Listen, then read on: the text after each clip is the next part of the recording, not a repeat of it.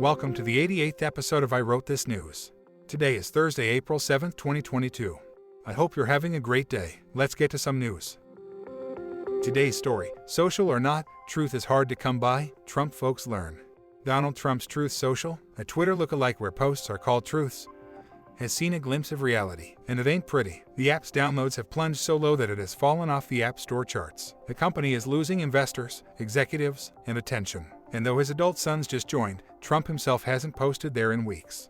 Devin Nunes, the former member of Congress from California who gave up the seat that he held for 19 years to run the company, had said the app would be fully operational by the end of March. But it has been hamstrung by technical issues, including a waiting list that has blocked hundreds of thousands of potential users during its crucial first weeks online. Trump has privately fumed about the app's slow rollout and has mused about joining other platforms such as Getter, one of its biggest competitors, according to people familiar with the matter who spoke on the condition of anonymity because of the sensitivity of the subject. The former president so far has written only one post, or truth on the platform, writing on February 14th, quote, "Get ready. Your favorite president will see you soon."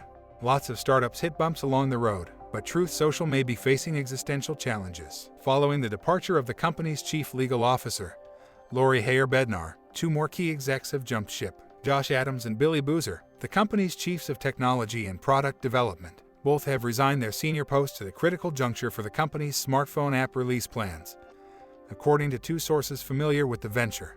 Adams and Boozer worked at a level just below Wes Moss and Andy Latinsky, both former castmates on The Apprentice, Trump's hit reality TV show, according to a source familiar with the venture. Moss and Latinsky have been the senior, day-to-day leadership running the company since it started last summer, the source said. Yep, you heard that right. The CEO of the company is former Congressman Devin Nunes, whose sole corporate experience appears to be running his family's dairy business. The two men tasked with daily operations of the venture were a couple of dudes that Trump met on his reality TV show. What could go wrong? A lot, apparently.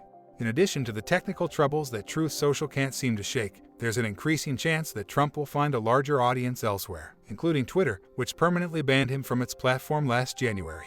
It was revealed Monday that Tesla CEO Elon Musk took a 9.2% stake in Twitter, making him the largest shareholder of the company. Musk was named to the company's board of directors Tuesday.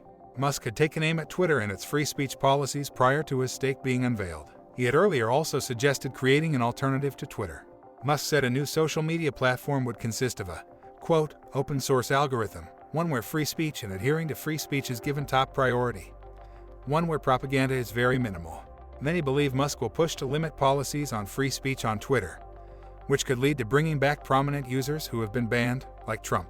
Babylon Bee, a satirical news site, was recently banned from Twitter. Musk has been a fan of the Babylon Bee and often shares their posts.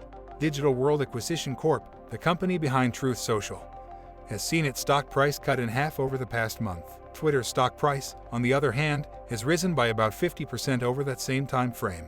All of this means that we may see Truth Social crash and burn, just the same way that his blog was shuttered after a short 29 days, but only at the cost of having Trump return to Twitter.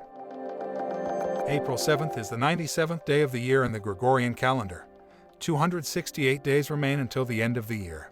In the United States, it's also National Beer Day. April 7th marking the day that the Cullen-Harrison Act was enacted after having been signed into law by President Franklin D. Roosevelt on March 22, 1933. This led to the 18th Amendment being repealed on December 5, 1933, with the ratification of the 21st Amendment to the U.S. Constitution.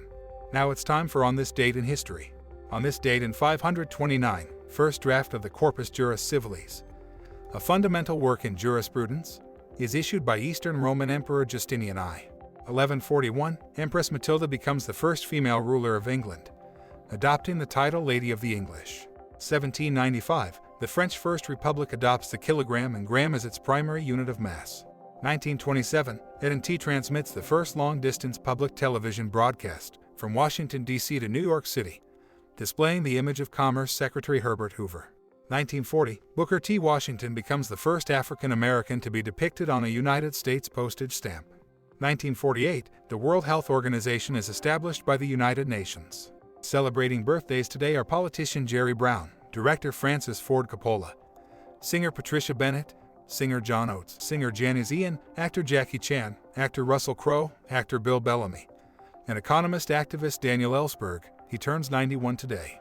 Happy birthday to all of them, and if your birthday is today, a very happy birthday to you as well.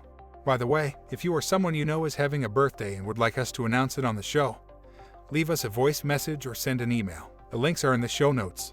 Today's news was brought to us by Reuters, The Washington Post, Benzinga, and the website that's the definition of truth gone social, Wikipedia.